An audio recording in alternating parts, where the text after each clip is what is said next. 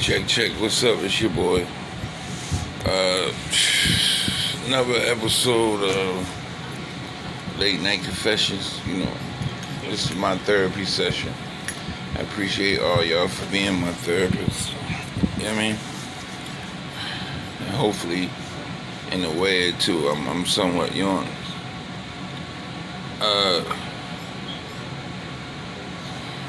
Hold on, I'm really becoming blind as a bat. I want to be able to see. Hold on. Right? I gotta be honest, right? And I just gotta say it.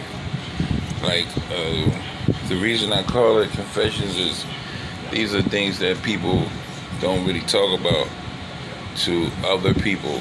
So sometimes I try to give people the ability to be okay with uncomfortable thoughts or feelings or emotions. And it's not something that I do all the time, but it's something that I do. I was just thinking about all the people who dying and everything, and I was coming from a real judgmental place. I can't lie, and I realized that was my anger. That was my anger. Talking, that was my anger. Breathing, that was my anger. Coming out, that was my anger. But it wasn't from a place of truth, because my late night confession is I miss the street too. I'm far removed. You know what I mean? I'm a made man. I'll always be a made man. But I can't lie, I miss it. So I get on these kids and I tell these kids all of this stuff. But even though I'm a very truthful person, I think sometimes even me, a person who's just an open book like myself, have hard times expressing those things that contradict the very things that we speak about. I've made a living. I make my living, clean living, off of helping young people get to a place where they understand that they ain't gotta be 90, 80, 40, 30, 20 years old before they could change their life around and be farther away from me, per se, than I am anyone who I know. If you put all of us on a wall when I was growing up, just say it was about 100. The reality of it is that it's maybe about 10 of them still alive, and about 5 of them is in jail, not for a short period of time either. And then you got 5 of us out here doing something that we could be proud of, or our family could be proud of, or people that we know could be proud of. But the reality of it is that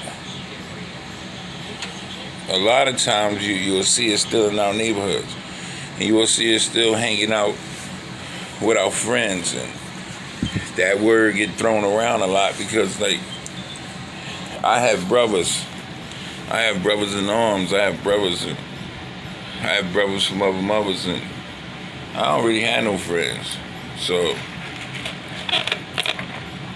but I know the whole city, so people will see me and they'll predict, or they'll think that I know everybody. In actual, I hang with everybody. In actuality, I'm a loner. I learned for being in court cases with my homies and being in courtrooms with my homies that it don't pay to be doing shit with people. So I say all that to say that if it's any of my clients or any of my young boys, listen to that. It's okay to have that feeling when you miss the street, when you sitting around and you met the nice girl that live in a nice neighborhood, and y'all start building a family together. That sometimes you sit there and you is not happy, or you confused or you uncomfortable with peace. Yeah, I said it. Uncomfortable with peace. Because peace is nervousness to you. It's scary. You so used to chaos that you'll leave peace just to get a little bit of chaos every once in a while. And it's okay for a while. But eventually, just like anything else, you're going to have to wean yourself off of chaos and start to get adjusted to peace. Because even though I miss the street, I haven't forgotten about it. So when I get those urges, I tell on myself. I tell a woman that I'm with, or my mother, my oracle, or my little sister, them the main two, and I say, you know, I'll just pop up, and because everybody know, like, what he doing out here? What he up to? Like, he made it out. Like, why is he around here? And then eventually it get back to my folks, and they be like, what the fuck are you doing standing out there? And I'm like, really don't have an answer. And then I start getting alternatives like, come down here and see your nieces and your nephews.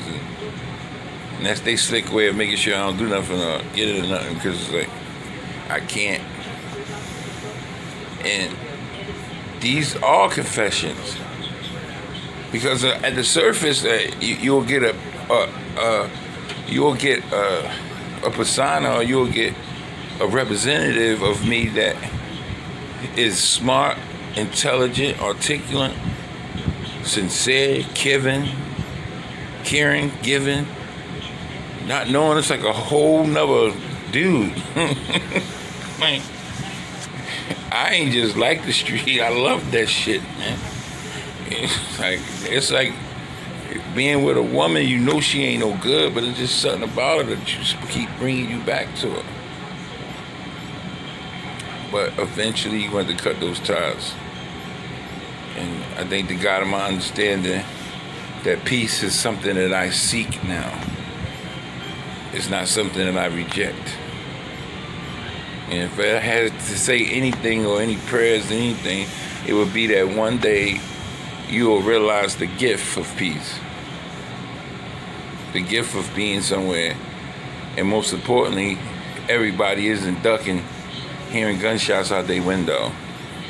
Stop thinking that shit is normal. It's not. You go other places, people ain't worrying about no fucking guns. People outside on their porch sleep. Stop thinking this hood retarded shit is normal. But another episode of Decopbo's Late Night Confessions in the book. If you have no one, may God be with you. Decopbo 1.